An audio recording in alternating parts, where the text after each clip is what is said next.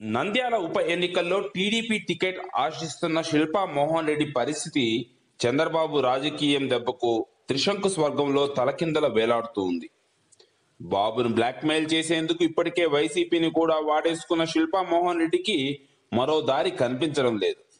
2014 సాధారణ ఎన్నికల్లో నంద్యాల నుంచి శిల్పా మోహన్ రెడ్డి టీడీపీ తరఫున పోటీ చేశారు.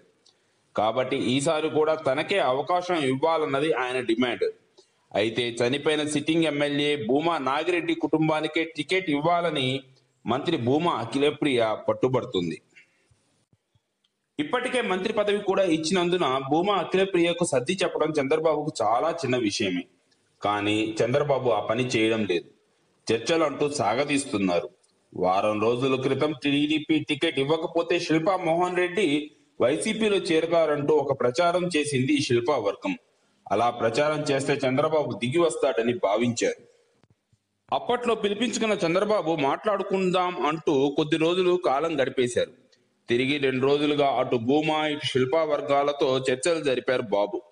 కానీ ఎవరికి టికెట్ ఇస్తారన్నది మాత్రం తేల్చకుండా ఇప్పుడు ఏకంగా ఎన్నికల నోటిఫికేషన్ వచ్చిన తర్వాత అభ్యర్థిని ప్రకటిస్తామని చెప్పి అమెరికా పర్యటనకు సిద్ధమయ్యారు చంద్రబాబు. దీంతో శిల్పా వర్గానికి దిమ్మ తిరిగినంత పని అయిపోయింది. అవసరమైతే ఇండిపెండెంట్ గానైనా పోటీ చేయాలని భావిస్తున్న శిల్పా మోహన్ రెడ్డికి అందుకు అవసరమైన సమయం చిక్కకుండా చివరి వరకు టికెట్ ఆశ చూపి టీడీపీలోనే ఉండేలా చేయడమే చంద్రబాబు ఎత్తుగడగా ఉండవచ్చని అనుమానం వ్యక్తం చేస్తున్నారు. తీరా ఎన్నికల నోటిఫికేషన్ వచ్చిన తర్వాత టికెట్ ఇవ్వకపోయినా ఇండిపెండెంట్ గా పోటీ చేసేందుకు అవసరమైన బలాన్ని సమకూర్చుకొని సమయము అవకాశం శిల్పాకు లేకుండా చేసేందుకు కుట్ర జరుగుతోందన్న అభిప్రాయాన్ని వ్యక్తం చేస్తున్నారు శిల్పా వర్గీయులు.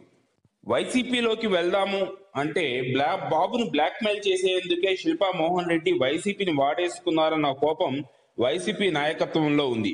ఇలా ఒక్కో దారి మూసుకుపోతుండటంతో చంద్రబాబు మాత్రం నోటిఫికేషన్ వచ్చిన తర్వాతే అభ్యర్థి ఎంపిక అంటూ వదిలికరిస్తుండటంతో శిల్పా వర్గానికి దిక్కుతోచడం లేదు. ఈ వీడియోపై మీ కామెంట్స్ను తెలియజేయండి.